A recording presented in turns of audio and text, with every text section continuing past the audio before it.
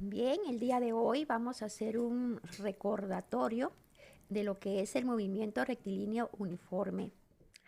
Esto pues ustedes ya lo estudiaron, ya tienen ustedes su parte teórica, ejercicios y pues ya los hicieron. Si se dieron cuenta, pues es un movimiento bastante simple, bastante sencillo, ¿verdad?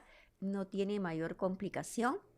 Vamos a compararlo con lo que es el MRUA, que es el acelerado, que tiene algunas diferencias y tiene algunas similitudes. Aunque este movimiento es bastante sencillo, sí es importante que lo manejemos muy bien porque nos va a ser de gran utilidad cuando empecemos a ver lo que es caída libre y tiro vertical, ya que ahí y también tenemos que manejarlo mucho en lo que es la parte del movimiento semiparabólico. Entonces tenemos que controlarlo muy bien. Bien, aquí vemos entonces que tiene algunas características especiales, como observamos acá, va en línea recta, por eso tiene el nombre de rectilíneo, ¿verdad? Si observamos acá, entonces nos dice el nombre de rectilíneo. También tiene una velocidad constante, recorre espacios iguales en tiempos iguales. Acá si observamos en la figura, en esta imagen que tenemos acá, entonces podemos ver que dice que el carro cada segundo recorre 20 minutos. Al final recorrió lo que son 100 metros en 5 segundos. ¿Qué velocidad lleva el carro? Bien, en este caso vemos que aquí tenemos un carrito y este carrito cada 5 segundos, cada segundo recorrió 20 metros. Aquí un segundo, 20 metros, un segundo, 20 metros, un segundo, 20 metros y así sucesivamente. En total recorrió, podemos observar aquí, que recorrió 100 metros. Hizo un total en el recorrido de 5 segundos. ¿Qué significa esto? Cada segundo recorrió 20 metros. Si vemos acá, no hay ninguna variedad en lo que son las cantidades, ¿verdad? Sino que fue constante, constante, constante.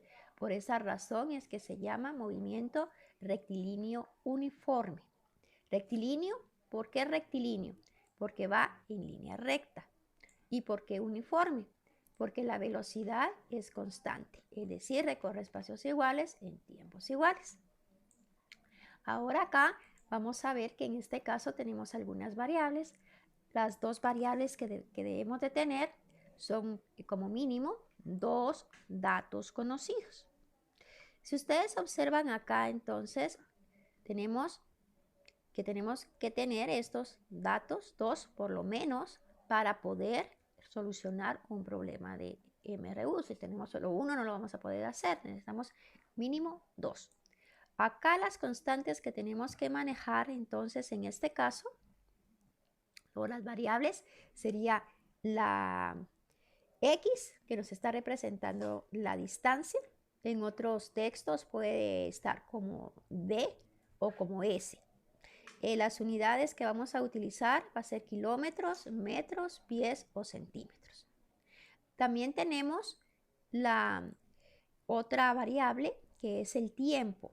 El tiempo pues lo vamos a asignar como horas y como segundos, así lo podemos manejar. Kilómetros por hora, metros por segundo, pies por segundo, centímetros por segundo. Y la velocidad, como podemos observar acá, la velocidad pues la vamos a asignar como metros por segundo, kilómetros por hora, pies por segundo, centímetros por segundo. A la velocidad quiere decir que cuánto va a recorrer en la cantidad de tiempo que nos estén dando. Aquí igual pues vamos a tener algunas fórmulas que vamos a manejar dependiendo de los datos que tengamos y lo que nos está preguntando el problema. Aquí tenemos que si nos está dando el problema, nos está dando la distancia y nos está dando el tiempo, entonces pues podemos calcular la velocidad. Si observamos acá, si observamos entonces, tenemos dos datos conocidos y en este caso pues podemos calcular lo que es la velocidad. Si nosotros queremos calcular el problema nos pregunta la distancia, tenemos que tener lo que es la velocidad y el tiempo. Entonces multiplicamos velocidad por el tiempo y nos va a dar lo que es la distancia recorrida. Recordémonos que las unidades siempre tienen que estar en las mismas dimensiones, ¿verdad? Porque de lo contrario, pues vamos a cometer error. Es necesario hacer conversiones, pues las tenemos que hacer de acuerdo a lo que nos diga. Y para calcular lo que es el tiempo, pues tenemos que tener la distancia y tenemos que tener la velocidad. Estas serían las tres fórmulas básicas que tenemos que ver. Si nos damos cuenta, es bastante sencillo, bastante simple. Lo único que tenemos que hacer es, en el momento que estemos solucionando problemas, tener mucho cuidado con lo que es las conversiones, utilizarlas correctamente, ¿verdad? Y analizar y razonar el problema. Acá, de acuerdo a lo que nos estaban preguntando en el problemita inicial, ¿verdad? Donde dice que recorrió 100 metros en 5 segundos y nos preguntan qué velocidad lleva el carro. Entonces, en este caso, pues observamos acá que tenemos lo que son las variables, ¿verdad? Nos están dando una distancia que ya la tenemos, que son de 100 metros, que es el total que recorrió el carrito en el movimiento. Tenemos el tiempo, que son 5 segundos, que es el tiempo total que recorrió el carro. Y nos están preguntando la velocidad.